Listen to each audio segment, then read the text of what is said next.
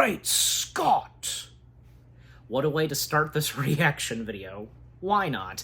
And yes, you read the title. Not only is this another Nostalgia Critic video that I'm reacting to, but it's also Back to the Future related. Yes, the Nostalgia Critic reviewing and talking about the Back to the Future movies.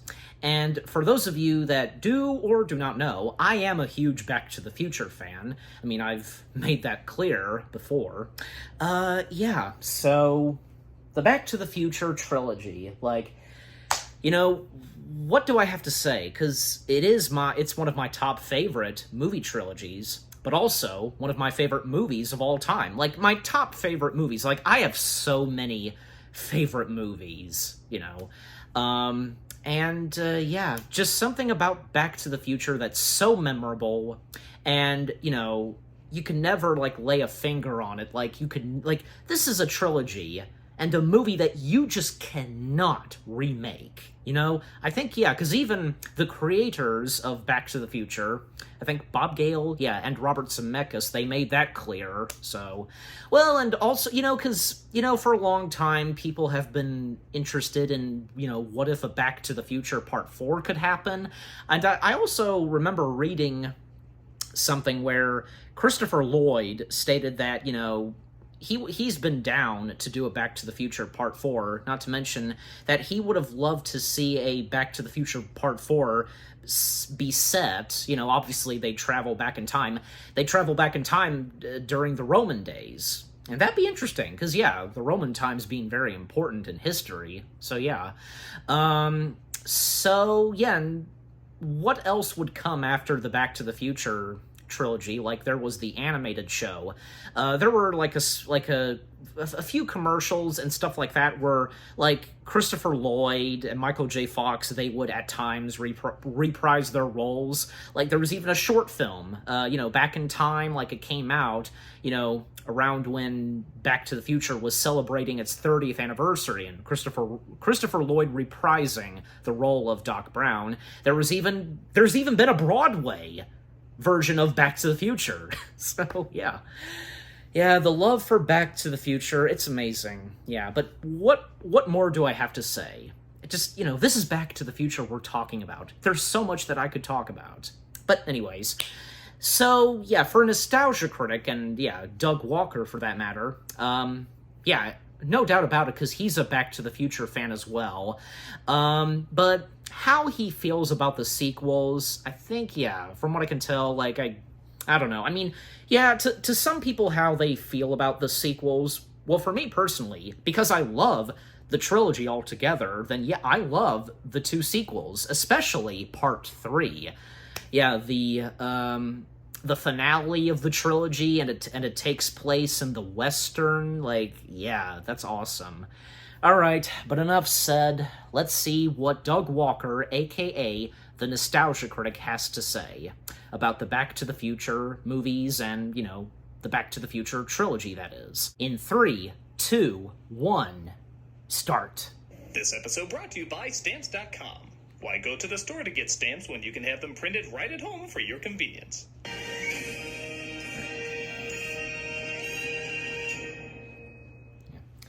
Yeah, I've noticed, like, I had to move him over here, so that jump cut.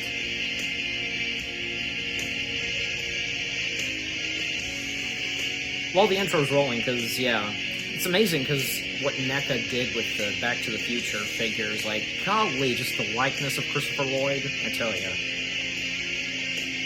NECA does not disappoint.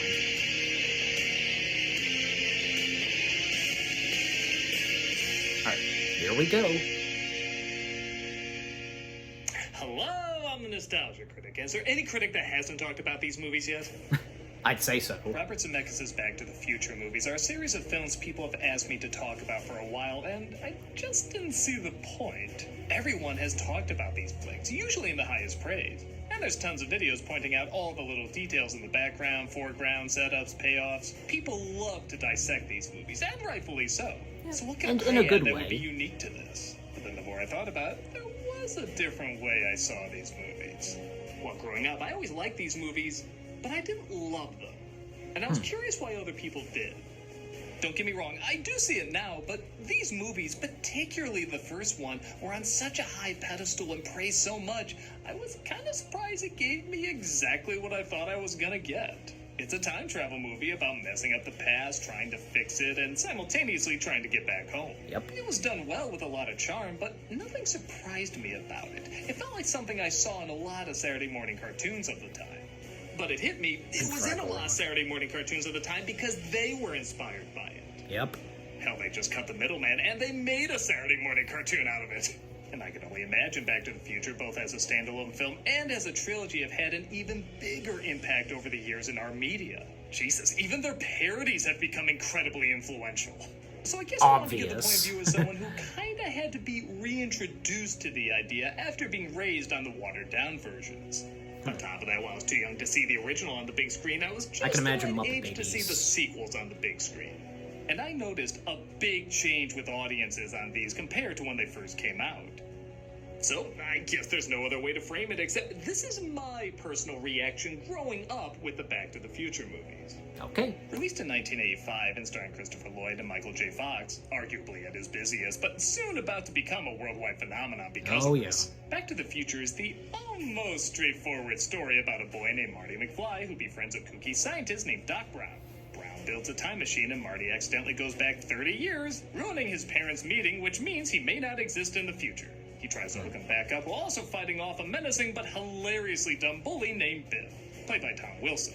Now I say almost straightforward because, as a lot of people pointed out, it is a little weird a grown man hanging out with a high school boy at the time. As I mentioned, a lot of Rick and Morty setup is playing off of why the hell a genius scientist would do this. That show plays it off as he uses the boy as a pawn. Other theories, we're not going to go into if I still want this to be monetized. I always did take it as kind of a cartoony thing, like there's just some stuff There were the comics. In this they better universe. explain it. I mean, look at these two. They're so cartoony, they literally made two cartoons based around them. I don't think you were supposed to think that hard about it, and at the time, people really didn't. On that note, from 1985, the old man makeup on Christopher Lloyd is pretty damn impressive. As a kid, I legitimately believed he was an old man. The other old makeup, looks more like typical 1985 makeup. But that's one of the fun things about this movie. It's both timeless and dated in all the right ways. The time machine is a DeLorean, it opens up with power of love, there's 80s catchphrases all over the place. Yet somehow all of these represent the time period perfectly without sounding like it's trying to manipulate younger people into liking it. Hell, some of this writing is needed to show the disconnect between the two time periods, and it's legitimately believable and funny. Whoa, this is heavy. There's that word again, heavy. Why are things so heavy in the future? Is there a problem with the Earth's gravitational pull? It goes without saying, not only are all the performances in this charming and memorable, but they work on both a cartoony level and more subtle level. Doc Brown is totally a mad scientist caricature. Marty's father is a typical geek stereotype. Yep. But there's a lot of storytelling elements that I didn't pick up on until I was older. For example, I love how Marty essentially has to teach his father about important things in life, much like his father probably taught him. So we go from a father who's shaping a son to a son who's shaping his father. I know as I got older, the idea of accepting my parents had rebellious parts of their youth was very foreign to me. Honestly, I feel like a lot of kids don't really process that their parents have a life before them until a certain age. So it's great to see Marty's mother break all the rules you know she taught him not to break. Geez, you smoke too? Marty, you're beginning to sound just like my mother. So there's a lot of truth, a lot of growth, and a lot of hilarity all going on at the same time. And yet, even when I was a kid, I knew Marty's mom making out with him was eerie. It is one of the few things where as you get older, it actually gets grosser, therefore more inappropriate, and therefore funnier. Yeah. But still gross. Yeah.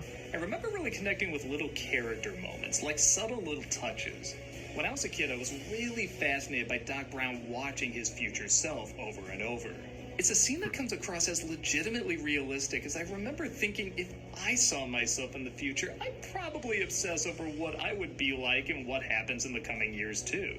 And if you are watching past me from 20 years ago, just remember, as bad as I look, everybody else looks worse. It goes without saying there's dozens, maybe even triple digits of small details sprinkled throughout this movie that are set up and paid off brilliantly. And again, you can search countless videos that try to list them all. While I won't even begin to list all the ones I noticed, I will admit it was fun growing up and always finding some little touch I missed the previous times I watched it. One of the most refreshing things about this film is that the lesson isn't like most teen movies that center around just being yourself. The lesson is stand up for yourself. If someone is giving you shit, fight back. Yep. You might accomplish more than you think. And yeah, And George it's nothing did. too new, but let's think about it. Marty is essentially losing the mother and father who raised him and being replaced with new and improved models. It's honestly kind of selfish, but it's also really funny and does still serve the point that standing up for yourself when you need to can get great rewards. It isn't a if only they knew the real you inside kind of thing. It's a hey, when shit's getting real, you get real too, asshole. Maybe you'll get the hot car if you start acting that way. I don't know. It's a message we heard before, but it's saying it in both a funny and kind of badass way. On that note, I am one of those people that doesn't usually get into time travel stories where you can change the past. Because, yeah, I'm one of those dicks that says if the past doesn't stay the same, then you can't go to the point where you travel back in time to begin with. I'm a diehard 12 Monkeys guy that way. For years, that turned me off to this a little bit. I still liked it, but it was just a little nitpick in the back of my mind. But what I love now is how things bizarrely keep working out. I don't think it's the timeline straightening itself out because, again, they show you can change the future. It's just the mother of all coincidences constantly happening. The guy who would write Johnny Be Good happens to get a phone call during Marty's performance. His mother just happens to like the name Marty for a son. The future mayor happens to get the idea from Marty telling him. It's actually a little funnier to consider the future can be completely altered however you want, and just by mere chance, only Biff and the McFly family changed. That is really hilarious. There's, of course, several more reasons by several more critics that can point out why this film is so special. The epic music, the great effects, the layers upon layers of family dynamics and values from different time periods. But these are the ones that grew on me from childhood to Damn, adulthood. he's late. And without even knowing it, was becoming more and more of a classic the more I thought about it. And, of course, there's that setup to a sequel that Zemeckis admitted was not a setup to a sequel. You've got to come back with me. Where? Back to the future. It was just a funny way to end the movie, like a here we go again setup where Doc is literally going back to the future. Roads? Where we're going, we don't need roads. With the film being such a big hit, though, a giant to be continued was added in later, and this supposed always planned trilogy began. Did it pay off? Financially, yes. Everything else? Eventually. I'll tell you after this. Yeah. Later on it did. Yeah, later on. At the time, but later on, yes. It for sure did. And of course, Mad. Yes, I agree, like, with what, Doug, aka the Nostalgia Critic, said, what critics have said, the visual effects, the epic score, just everything to it. Everything that was in the first one is what made it fantastic and memorable. And I'd say, probably because the first Back to the Future film, it made film history. Don't you think? And, okay. Merry Christmas! What? Christmas in September? Yes. If you're a small business owner, you know how much you basically when this video came out, it came out in September. Already the holidays were beginning. So, Halloween and Christmas, but anyways.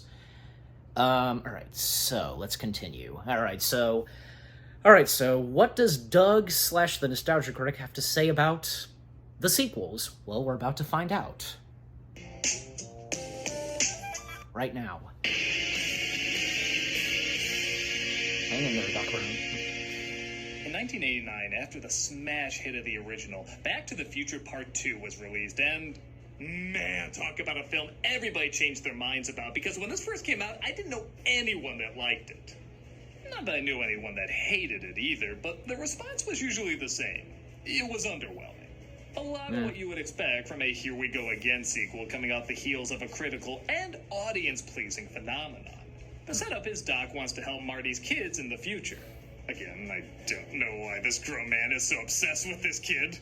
But But in trying to solve the problem, an older version of Biff travels through time and rigs it so he becomes rich, marries Marty's mother, and kills his father. I'll talk about that later. Marty and Doc have to go back to the 50s to find the point where Biff interacted with his younger self, which means they have to redo the same moments they already redid. Yep. A clever idea, and honestly, some of my favorite stuff is when they have to go and recreate scenes from the last movie. Yeah. There is something impressively expensive yet also cheap about a Here We Go Again story, using time travel to literally do the exact same thing again. But the film is a little all over the place. A lot of people at the time had issues with it being much darker than the previous one, but that never bothered me. No. The second part should be darker. It's the fact that it's not that much fun. Empire Strikes Back. There weren't as many jokes as in the I could first go on. one. There's a ton of unpleasant moments that don't seem particularly clever. And I know I'm probably going to sound sacrilegious, but I think the future in this is pretty forgettable. And yeah, I know, make whatever 2015 wasn't like that joke you want, but even when this future was decades away, I still thought it was pretty boring. It's just all the generic future stuff you would expect. Flying cars, holograms, weird fashions. There's only two things that really stand out to me about this future, and I guess it does to everyone else because I constantly keep seeing them at conventions. One is Marty's clothes. Those shoes and that hat are pretty fun. And the other is the hoverboard. Yes, I will concede the hoverboard is absolutely amazing. Yeah. It's a cool idea. It looks great. It's a surprisingly good effect. How can anyone not love this thing, and how do we live in a future where we don't have this yet? Screw the flying cars, get the flying board figured out, and the cars will follow. But the cars There's are... a little bit of a show-off factor in this movie when it comes to the effects, which sometimes works in a Zemeckis film, but other times comes across as awkward.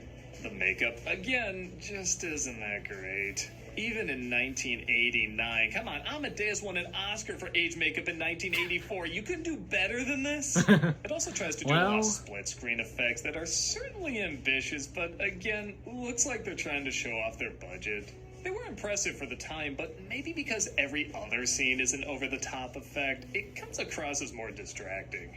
Poor Tom Wilson here is overacting like a lot of actors do when they try to play against themselves. And this is with a purposeful, over-the-top performance already. Trying to distract from the effect, but ironically drawing more attention to it. On that note, Tom Wilson is the one thing where even when he's not great, he's still great. Yeah, well, I'm busy. Yeah, he was good. My hair. He was absolutely good. He has to go back and forth constantly between being a laughable doofus and a straight-up psychopath. Forcing himself on women, abusing them, and like I mentioned before, even committing murder. The tones are all over the place, but he always delivers, clearly giving what the director wants. Even if what the director wants is an awkward as hell line like, "I'm gonna marry you someday, Lorraine! Someday you'll be my wife!" That's crazy weird writing even for Biff. I also feel really sorry his obsession for Lorraine. Lorraine. Poor Elizabeth Shue is starting her career. She has a role in a sequel to one of the biggest movies of all time, and she's just knocked out for the majority of the flick. Zemeckis admitted if he knew there was going to be a sequel, he would have had her get in the car because he had no plans for her. Romance for the ages, I guess. So yeah, these were my thoughts at the time, and honestly, they haven't changed much over the years, but everyone else's thoughts kind of have. I always saw this as the weakest of the films, but I think because so many people watch them back to back, they see it as the gritty second part. Maybe if it stayed mostly in the future or mostly in the past, or I don't know, pick a lane. Even if it's a lane hovering in the air. But still, come on, the actors are still bringing their usual charm. It's got a decent laugh here and there. There are some good ideas that are utilized. Yep. Plus, this was the first time I ever saw a trailer for a sequel in a sequel. How much Okay, thank you. Yeah. Okay, a rare time where I would, like, say thank you to an ad for playing, because, here's what I was gonna say, about, first off, about, what Nostalgia Critic said about, Doc obsessed with Marty. Well, I think, in my opinion, and if you guys would think so too, probably because, I don't know, maybe Doc saw Marty as a, he considered Marty a son to him or something like that. Don't you think? I don't know, because the bond that the two have, and, good friendship and so on, I don't know, because I'm just saying, like, I kind of get that feeling, like, probably, because, Marty is like a son to Doc, you know, and when Marty and Doc first met, again, as I said, in the comics, when comic books of Back to the Future happened, they came out, I think, yeah, during when Back to the Future was celebrating its 30th anniversary, and there were comic books, and there were some that took place before the trilogy, okay? And especially, you know, a comic book where it explains how Doc and Marty first met, and, you know, they got to know each other. So there's that. Yeah, and Elizabeth Shue, because, well, and what's-her-face, the first actress who played Jennifer, you know, with her unable to come back to reprise the role of Jennifer, well, that's because she had to take care of her mother, because her mother was going through cancer, you know, which that was sad.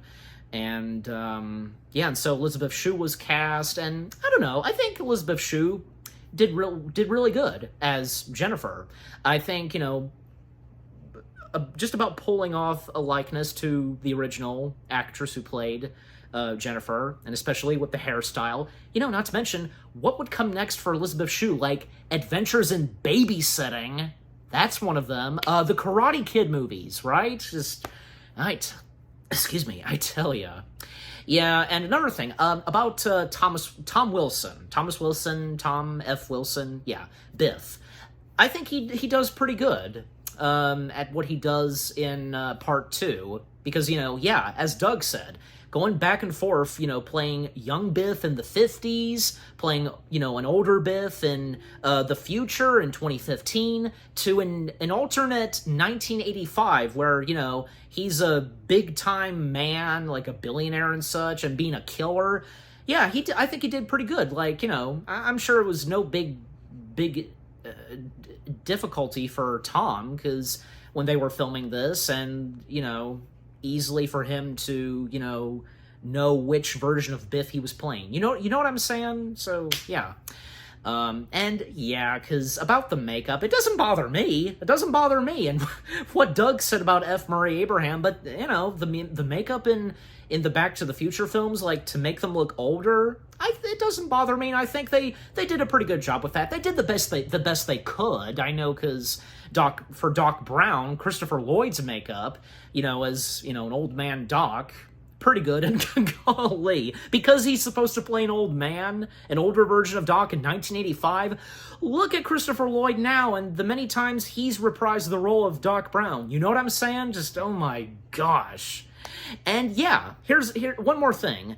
It's true, because what was in part 2, you know, and what was in the future, some stuff that we have today, kind of. You know what I'm saying? Just, yeah. All right. So let the ad play. Keep going. It's a Tide ad. Doesn't mean more clean. Switch to Tide and get 3 times. Like I said, you know, I'm glad that there was an ad that played, so I could talk what I said. That was pretty cool.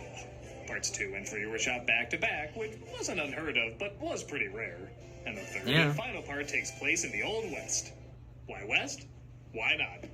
Yeah. It is funny to think you could literally go to any past time period and they just randomly pick the Old West. A part of me thought maybe if they spent the third film going to a bunch of different time periods as the last 2 already did, the past and future, that would be interesting. But nope, it's just the Old West. And I will admit, when this film came out, everybody I knew really liked it. Now it's seen as the black sheep of the trilogy. It's funny how people's minds change. Yeah. The story is Doc accidentally gets zapped into the 1800s, where he lives happily with his wife Clara, played by Mary Steenburgen. Future When Marty wife. discovers he gets shot dead by Mad Dog Tannen, an Old West version of Biff. He asks 1950s Doc to send him back to save him from already being dead. Yeah, it's a little odd when you think about it. Well. Kind of like the other films, everything you think is gonna happen happens. It's just done once again with really charming actors and great effects. Maybe the best effects of the trilogy. I remember seeing this as a kid, not recognizing Michael J. Fox playing his ancestor. Nowadays, it's a bit more obvious, but unlike part 2, where it felt like they were showing off with the split screen effects, I really feel like this is how they would shoot it, even if there were 2 separate actors. Like I said, on the big screen, it didn't register I was looking at an effect, with the exception of 1 or 2 moments. And yeah, they pull out all the stops with this being a Here We Go Again sequel, to the point where it goes from being funny to unfunny, back to being funny again. Remember those coincidences I was talking about in the first film, where everything just happened to line up in a way that seemed impossible? Here, Marty's traveling back in time towards a billboard filled with Native Americans riding towards him, and there just happens to be Native Americans riding towards him in the past. Yep. That is so goddamn ridiculous, it's freaking hilarious. It is! They just embrace the repetition. Biff gets covered in manure, somebody calls him a coward, Doc says Great Scott, and Marty says this is heavy. Oh, wait, they switched that up? Great Scott. I know, this is heavy. As a kid, I hated this repetition, Great. but as an adult, it is so laughably forced that you have to do exactly that. Laugh. At this point, the film would feel weird if they didn't repeat all these tropes. In my opinion, there's a lot to enjoy about this film, and this is coming from a guy who doesn't even get that into westerns too much. There's a lot of old western stars in the background, including Pat Butterham, who you may remember as the Sheriff of Nottingham. Yep. Everybody, everywhere, will say Clint Eastwood is the biggest yellow belly in the West. It has maybe my old favorite Pat version Buttram. of Biff because they can play the most with how crazy or dumb he is. Forfeit! What's that mean? It means that you win without a fight. Without shooting?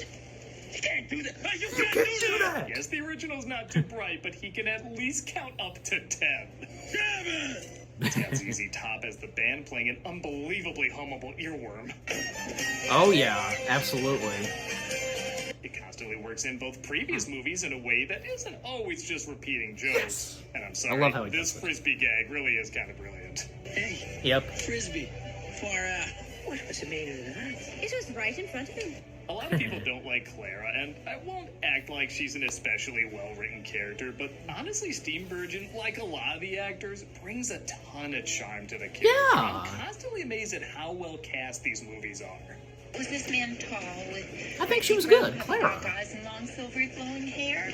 But I will agree, the one thing that just brings everything to a halt is when Doc has to tell her about the time machine. Yeah. This is so stupid if you're not going to actually show her the device and just have her take your word for it. It results in a third act breakup that seems so pointless, where the characters just sulk and feel bad about themselves for no reason. You easily could have cut this or rewrote it in a way where he does show her the time machine. Maybe she gets on board and helps out with the action at the end.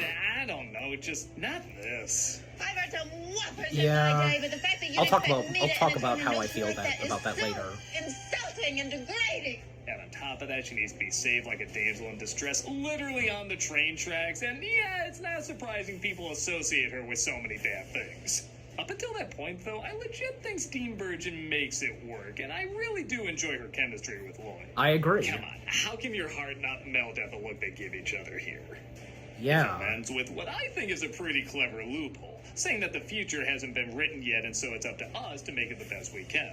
Which does stick with the idea the film presents that time can constantly change. Your future hasn't been written yet. No That one one has. kid, Your Vern. future is whatever you make it. So that's why the Cubs winning was a little off. Mhm. The music is nice, everybody lives happily ever after, the kid makes us question this for years, what the hell is he doing? It just I has was a good wondering if he was feeling going to mention that. But like I said, now people see it as the least of the films. I guess I kind of get it, as people were probably getting sick of the same tropes the third time around, and like I said, there's no reason to set it in the Old West versus any other time period. But there's way too many memorable moments in it for me. I love people in the Old West mocking the future's version of the Old West. I love many of these classic lines. Just a hold up.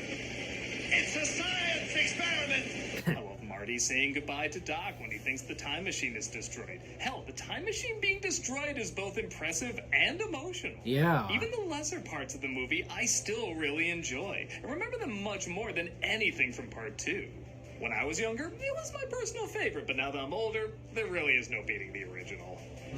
And that's one of the coolest things I can't about deny it. It can still work as a Nobody standalone can. film, but it can also work as a trilogy. If you're okay knowing there's gonna be a lot of repeating.